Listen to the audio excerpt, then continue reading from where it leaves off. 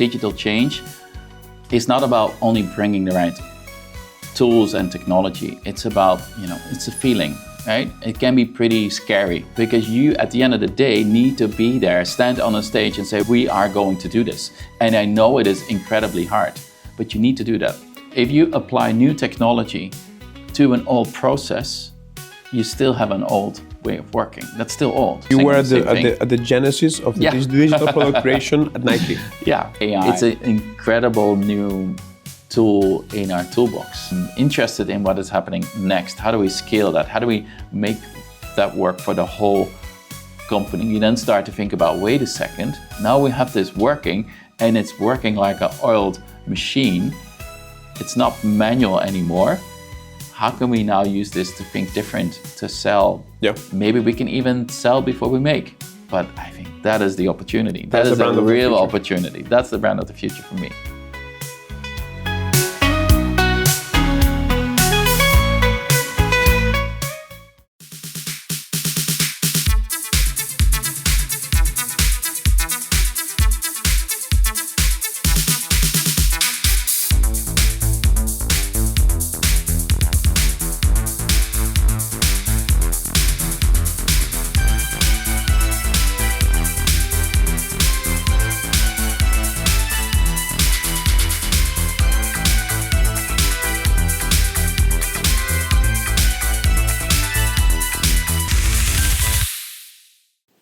Welcome to the Fermat Podcast.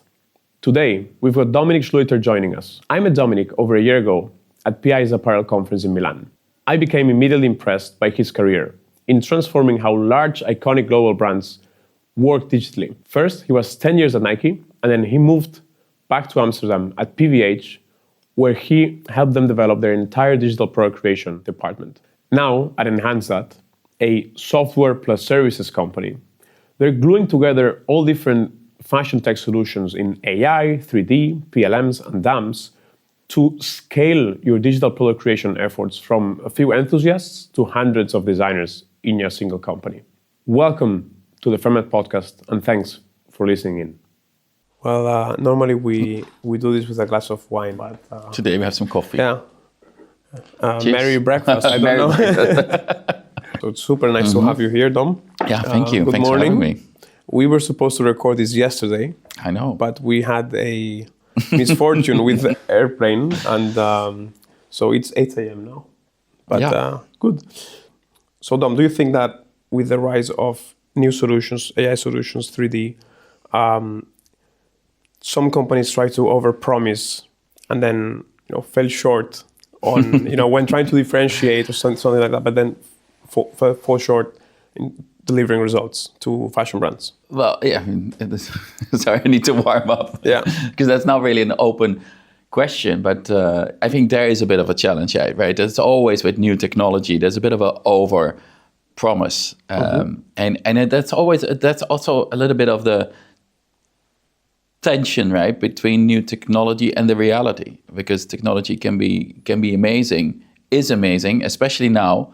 But the reality is also that you have people working in every day with deadlines, with a schedule, with a calendar that are used to things that need to be open for that, for using that, for changing. And it doesn't matter how, in that sense, it doesn't matter how good the technology is, right? It's how good you translate it.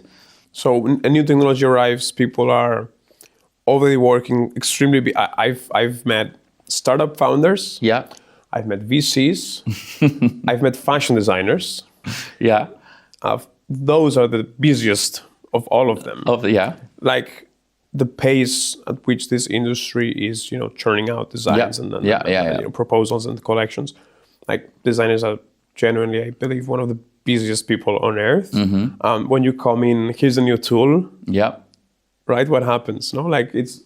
Yeah, I mean, we don't care about your tool. No, there's always a good early adopters, right? Yeah. They're always, in all of the companies, all of the roles that I work with, all of the people that I work with, I always click well with the ones that really love new technology, because I love it as well, right? Mm-hmm. And I love making clothing and the way we do that, physical, But you need technology in order to do that efficient and fast and make it fun, right? To get closer to the physical product. So I understand that, and I also connect really well with the people that see that technology has a good use. But you do not only work with the people that see it; you need to work with everyone. Yes, and they are crazy busy. Yeah, a designer or a developer can have like 100 styles that they need to give shape and make sure that it's commercial and it can be manufactured and shipped with a price, with the right materials and the right colors that are all tested and approved. That is a enormous checklist to go through. And I mean, that is the number one thing. And how you do it, whatever is the easiest, right? Whatever is the easiest and less distracting, that keeps you focused. You've gone through a few of these revolutions already. Evolutions, I would say. Evolutions, all right. But before getting into tech and how you've lived through these evolutions, what's your background? How did you get into fashion? Yeah. You have a very impressive career. So maybe let's start at the beginning. Yeah, so my background is in product development. I have a fashion degree. I learned how to sew. I learned a bit of how to design. I learned how to manufacture, how to organize a manufacturing floor. I did internship in factories and at different brands. That was my starting point, but my real career started at Nike. Yep. And I was all, super happy to go there. It's like, this is my dream.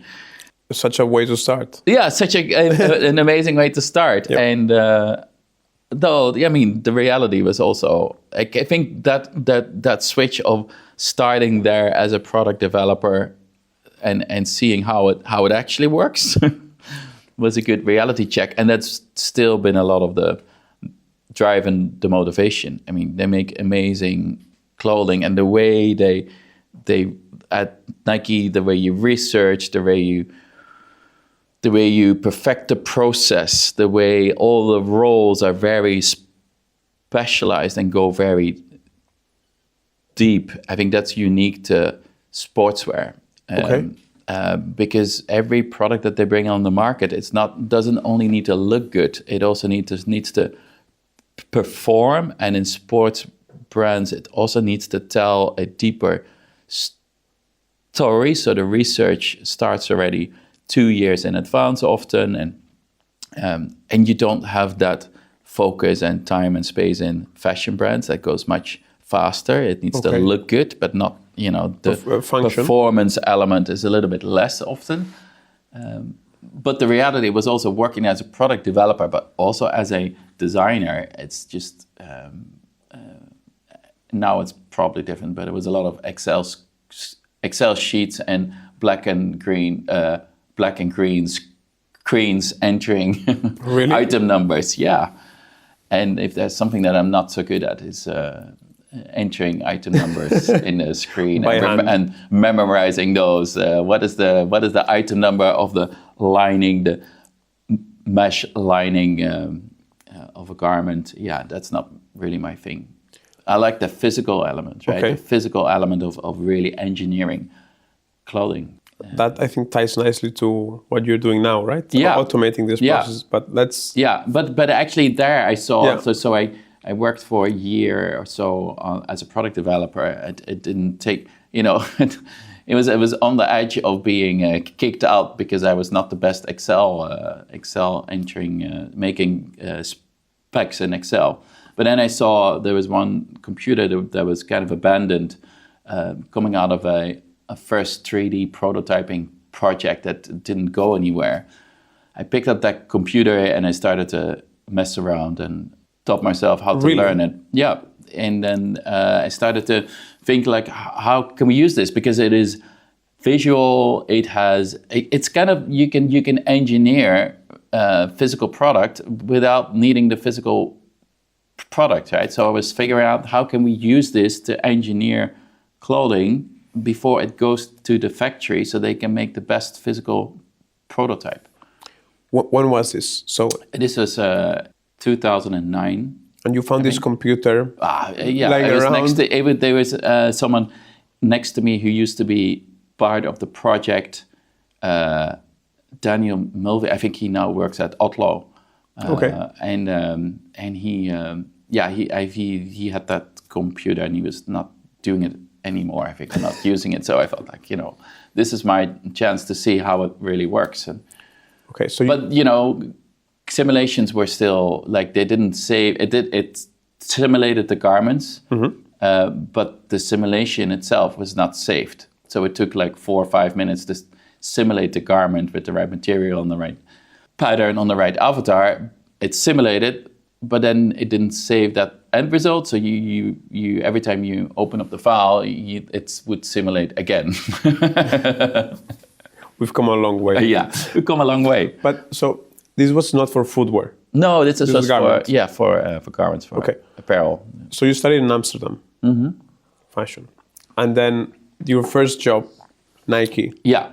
You spent 10 years. That was in Europe, That was Nike in Europe. Nike Europe. But then you went to Oregon. Yeah, so all of these years, and I think this, like, my journey, I think still exists today at some of your clients, right? I was it was this early adopter. I was, they were giving me an extra hours to spend on my project, my idea. I was writing standards on how to communicate with factories. Then I found out, I got really good managers that gave me that room and that space, so I could do less development styles over the years and spend a little bit more on 3D, on making things digital. Then I found out there was actually a team being set up in the US in the headquarters working on this. So I spent a lot of evenings calling with them. How do we do this? How do we organize ourselves? Because I think this is nothing really changed, right? It's still about standardizing, organizing your workflow. If you want something to work and you want to work with others, you want to make it easier and the output more consistent, you need to organize. You need to organize, you need to connect the data tools, but also connect to others. And that's basically what I also did there. And then that also led me to headquarters. So I spent some time there as well. In the US. And there were only people working on digital product creation on one floor, and they were all So you were at the genesis of the digital product creation at Nike. Yeah. That's such an incredible headline. It was also a really amazing time, knowing that you have all the resources, all the right people, the focus to get your job done. That felt really good. The backing of a huge... The biggest sportswear company at the time. Yeah, it was a good time. After Nike... Yeah. So it's a long story. No, you went on to... But, that's super impressive that you were at the genesis of that. You went on to PVH, right? And that's back to Amsterdam? Yeah, back to Amsterdam. PVH has a huge headquarters there. Yeah. And what struck me is that you built something there. Yeah, because not only design, you built something. What did you build? Well, we did actually a couple of things. So PVH had no digital product creation investment at all. They were selling very successfully through a digital showroom, which meant that they did photography on every physical product when they got the sales samples in. Which massive operation, but it was an amazing showroom, fully digital, very well done for B2B sales. 3D? No, physical garments and then photo shoot, and that would go into the digital showroom. And then but this digital showroom was not 3D? No, not at that stage, no. So what they said, catalog, Okay. And then they said a catalog with a lot of video content as well. Like it's very immersive experience, very well done. And then, but they said hey, but what if we could do this in 3D, fully digital, without needing the physical prototype? Because that's basically we're doing all this work to get a physical prototype, and then we need to wait for that. It's a lot of time, money, And it could be that the product eventually we don't even produce, right? Yeah, It yeah. could be. And it happens. So they wanted to sell before waiting for the sample. Yeah, you could say, yeah, you could say that, yeah. So we started that, but they said like, yeah, but it needs to be full scale, right? It needs to work for both Tommy Hilfiger and for Calvin Klein, and we cannot, it's not a mini project. It needs to work big. Well, I've learned in those years before, like what it means if you need to do the things full scale, right? You need to be prepared, and like you need to have a good organization, processes, and if you're used to sketching and coloring up in Illustrator,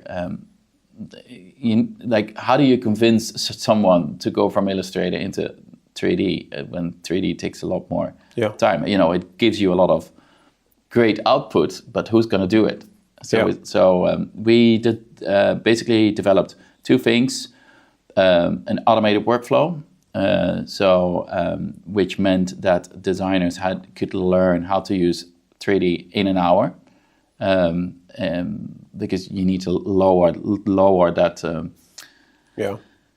What it takes to get started, which meant that we did a lot of automated processes, automated saving, automated rendering, and all different variations that you would need. We would provide them with the right libraries of materials, of fits, so you would never start from scratch. A very optimized workflow. So they would really learn modeling in an hour? Yeah, but you don't always need to model, right? You don't need to start from scratch. I don't think as a designer you don't need to know when it comes to 3D, and I think you can apply this to AI as well. Absolutely. You don't need to know what rendering means, how it works. You don't need to know any of that. You need to know what you need to do as a designer, right? You need to define material, color, shape, those kind of things, right? That's key. And all of the rest, I think we need to take away. The computer. Yeah. What did the software do? So all of the automations that we built a platform. Well, we basically did two things. We built software that would help them to always super visual, right? Always like visual first. You would see your product and all of the stages. It would do all of the automation in the background. That's that. But on the other side, it was the soft skills. Like how do you learn, right? Up to then, there was a lot of, when you go for a software training, you would sit in a room, bring your computer and a mouse, and you would listen for hours to someone explain you exactly how to click. I don't believe it. Here. Yeah, that only works for a select group of people. I really believe, and this is still today, if you lead digital transformation, you need to think about like, what can convince people to invest their time and focus and hours that they feel stressed because they still need to design 100 styles. What do they need to sit with you, right? And I think what makes everyone in fashion excited is physical product. So I really believe that all of your digital tools and ways of working should be there to bring you closer to the physical and faster product. Yeah, so we built a workshop in the middle of the office in a glass open space where we organize workshops. So anyone who would start, any team that would start new in 3D, they would first join us for a workshop called Product in a Day. Product in a Day. Product in a Day, yeah. Okay. In one day, we'll give you that feeling of what it means if you can design a product digitally and physically make it in the same day. So proving that digital brings you closer to physical. How would you move from the modeling or from the 3D to the actual manufacturing? You had a team of people. Yes, we had. Well, first of all, we had an amazing team with it was a cross section of engineers, but also product designers, in the same developers. In the same floor. Yeah. Wow. Yeah. Just a little bit off the campus, so we had our own space where we could develop product quickly, because that's one of the challenges, right? If you want to develop software, and I think this also applies to a lot of companies today who say like, hey, we're going to do our own AI solution. Developing software within a corporation is incredibly hard. Super hard. Because you cannot just spin up a server quickly. You probably don't even have admin rights to install an app. So we ran into all of these challenges, and we learned how hard it is to develop software or develop a program within an enterprise. So we said like, okay, we need to get a little bit off the campus with our own network computers rules and negotiate a bit with security on how this, because that's another topic. That reminds me a lot of like early Apple days. In the was 70s, 80s. At some point, Steve took a team to another building to build something else, right? And that was kind of a common thing. Okay, we just do separately, different culture, different speed. We're going to move faster. We're going to do some things differently here. Yeah. But it's what I love about that is that you didn't only build a software, but a sort of culture around it, and the office space, and the fact that you could manufacture next to it, sort of as if the effect the space had on people was, the transformation. Yeah. Okay, I can actually do this. Yeah. And this one-day program is brilliant. Yeah, and so we did multiple variations on that, right? We started with product in a day, which was a full day, but we saw as well like we need to engage leadership. I believe like digital change is not about only bringing the right tools and technology. It's about, it's a feeling, right? It can be pretty scary, but like real change, process change needs to come top down. And in order to go top down, I believe you need to know as a leader, highest rank, you need to know what it means for people on the floor. So what we organize is also shorter workshops where leaders from all levels would join us and actually feel what it is to make a product digitally. They would go through the workflow, they would click themselves, see how it works, feel it, the exciting things, but also the challenging things, right? Because you, at the end of the day, need to be there, stand on a stage and say, we are going to do this. And I know it is incredibly hard, but you need to do that.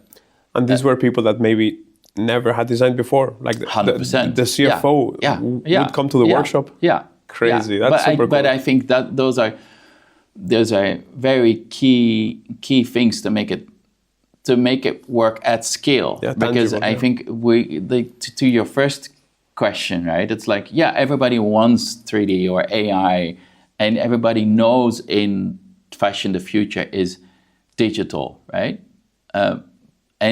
But there is still this thinking that if we like, what do we need to do? Okay, let's buy licenses, right? Let's get started. Let's find someone who is super excited to do this. Okay. There is always a group of people that want to start first. But what's next, right? Next is if you apply new technology to an old process, you still have an old way of working. That's still old, right? So you should not only think about technology, but also think about, okay, what do we change to the process? And that is the painful part, right? That's where you need to top down.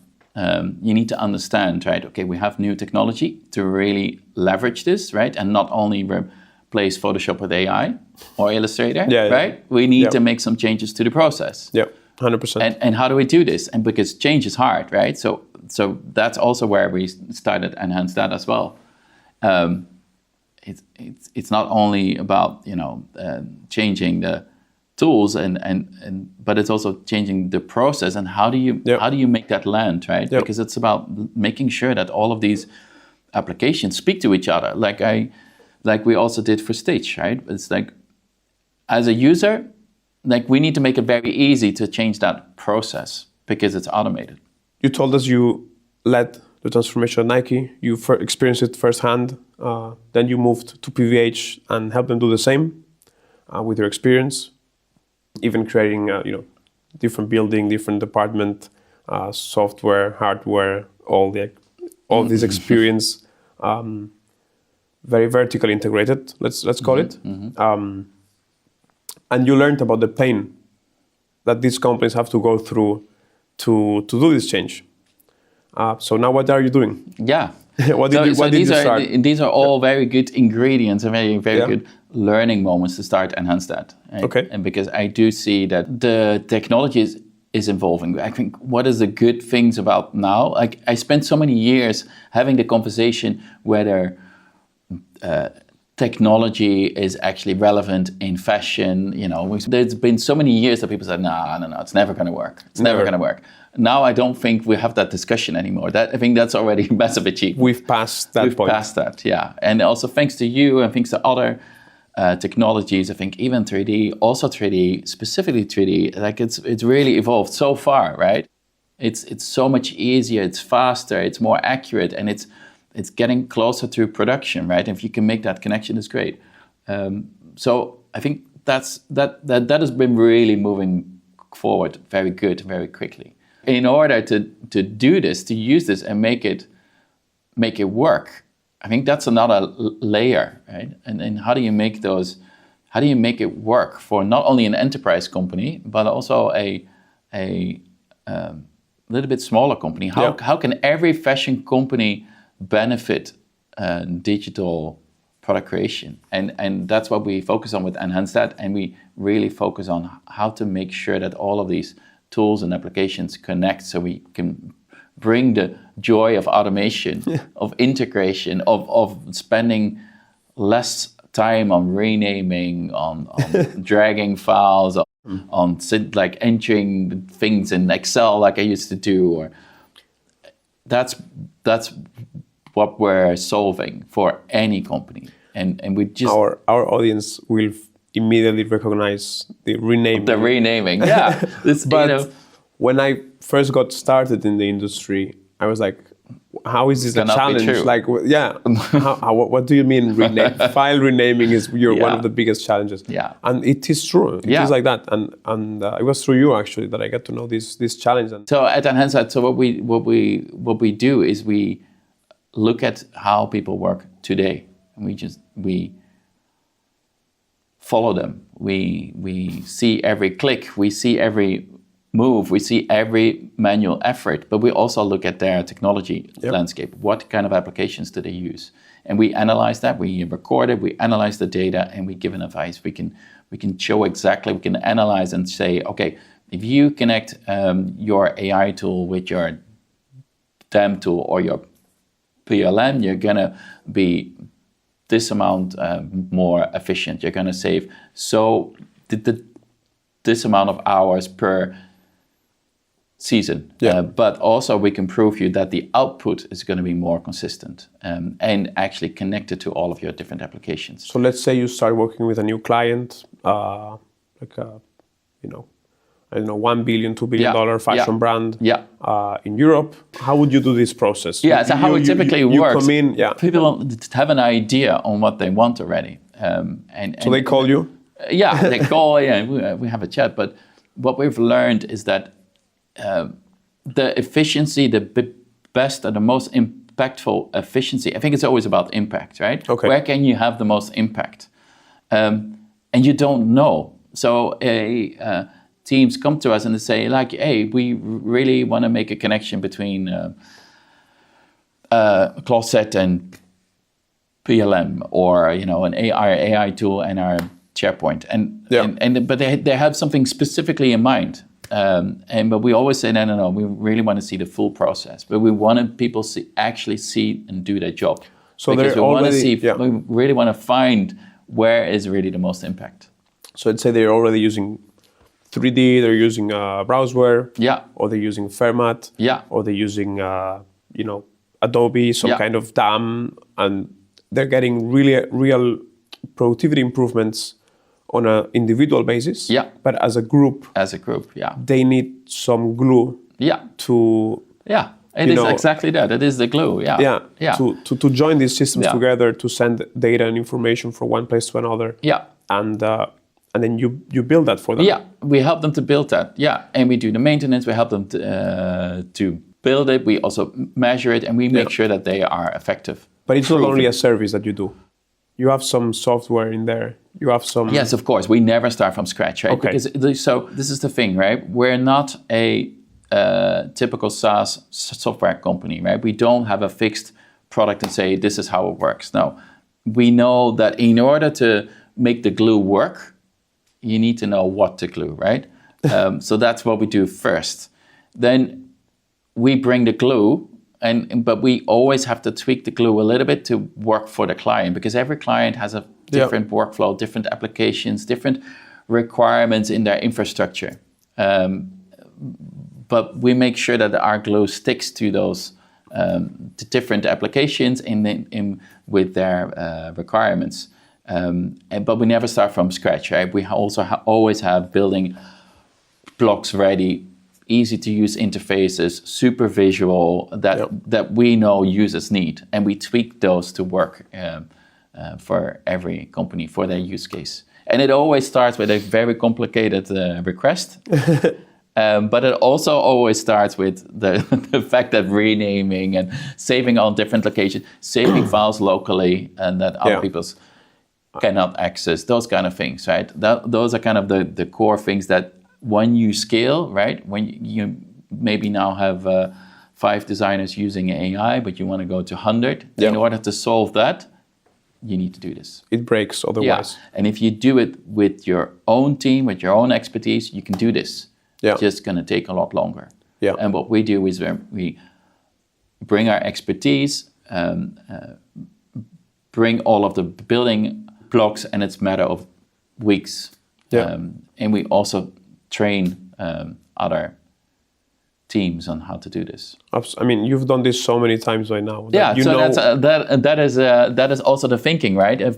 Previously we were always working for one specific company, and now we're thinking like, hey, wait a second, why can we not open this up, right?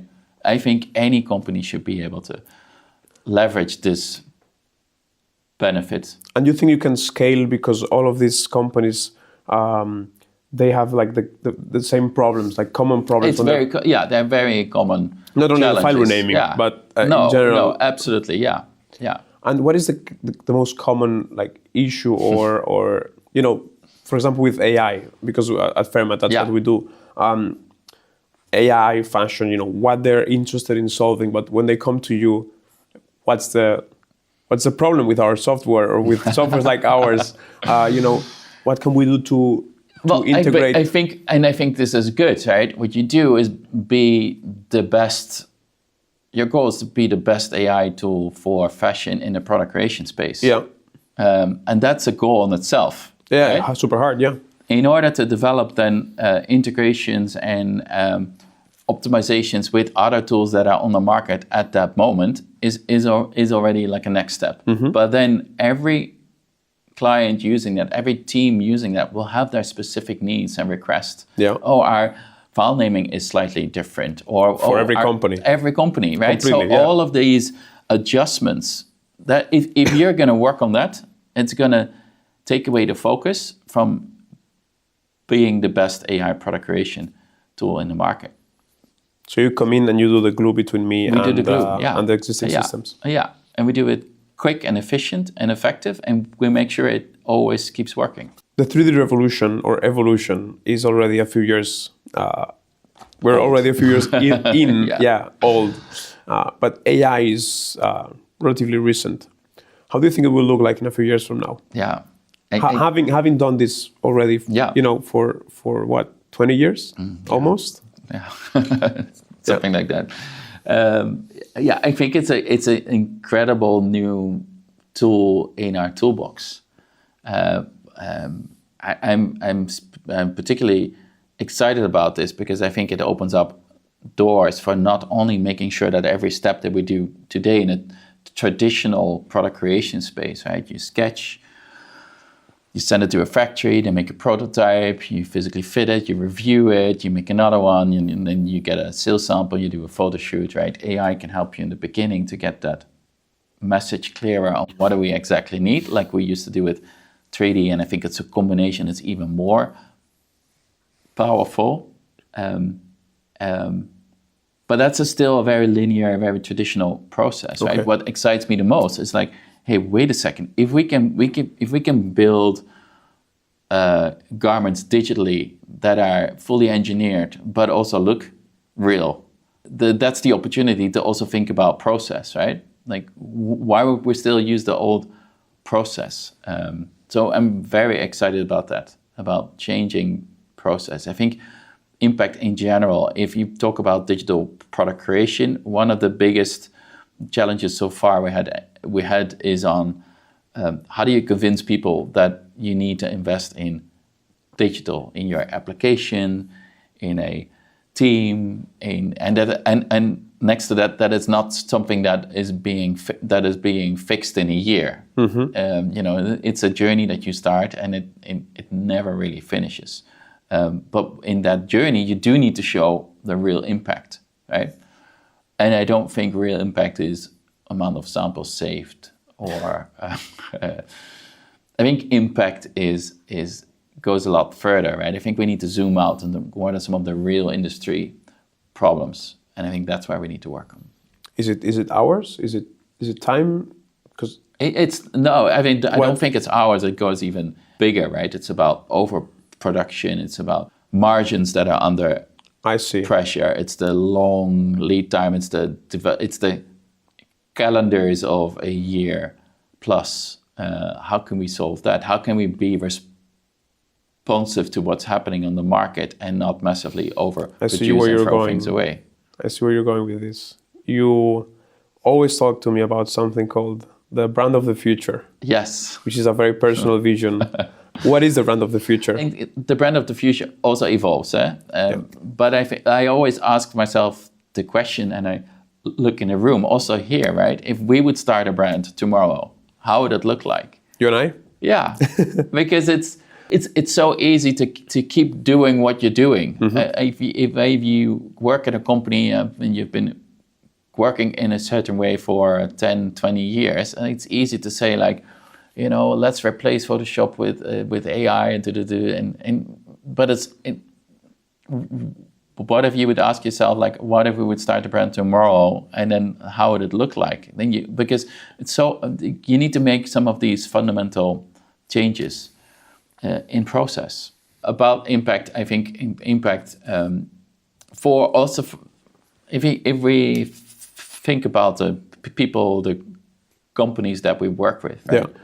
I think it's always really good. Like, people start, they think they see Fermat, they see AI tools. Yep. Think let's go and start. That's always the first step, right? You need to get a feel for it. You need to get excited, and I think that is with all of the applications that are out there, Fermat as well. Like, that is really easy because it looks good. It gives you instant feed. It gives you that instant, super good looking image. That is great. I'm interested in what is happening next. How do we scale that? How do we make that work for the whole company? And how do we make sure that that company starts to think about as a team, as a product creation team, but also sales team? You then start to think about, wait a second, now we have this working, and it's working like an oiled machine. It's not manual anymore. How can we now use this to think different, to maybe sell digital? Yeah. Maybe we can even sell before we make, right? Yeah. That requires a lot of operational gluing, because you need to be able to connect it to manufacturing. But I think that is the opportunity. That is a real opportunity. That's the brand of the future for me. Okay. Yeah.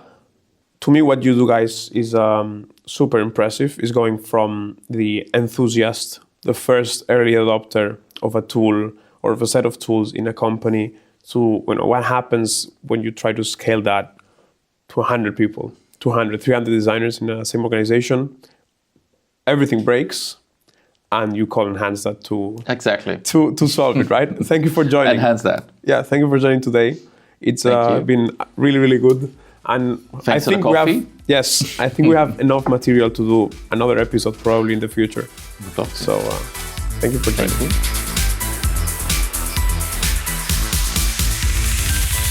Is it fun for you to do? Fun? I'm gonna go No, but in general. Yeah, always. Do you like this? This, I love it. I love it.